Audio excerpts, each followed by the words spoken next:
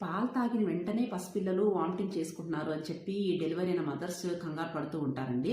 యాక్చువల్గా పిల్లలకి ఏంటి అంటే స్టమక్ పైన ఉన్న స్పింటర్ అనేది ఇట్లా క్లోజ్ లేకుండా కొంచెం ఇలా ఓపెన్గా ఉంటుంది అనమాట, లైక్ బాటిల్ మూత తీసినట్టు.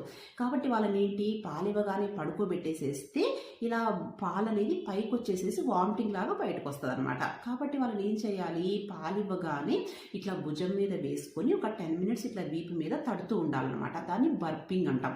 ఇది ఎప్పటి వరకు చేయాలి అంటే ఒక 10 to 15 minutes చేస్తే సరిపోతుంది. ఇది త్రేంపు వచ్చే వరకు చేయాలా అని చాలామంది అడుగుతూ ఉంటారండి. యాక్చువల్గా పాలతో పాటు పిల్లలు ఎప్పుడైతే గాలి మింగుతారో అప్పుడు మాత్రమే త్రేంపు వస్తుంది. అదర్వైజ్ త్రేంపు ఖచ్చితంగా రావాల్సిన అవసరం లేదు. కాబట్టి పాలిచ్చిన తర్వాత భుజం మీద వేసుకొని ఒక 15 minutes వరకు పిల్లలకి బర్పింగ్ చేయడం మర్చిపోకండి. ఓకేనా? Thank you.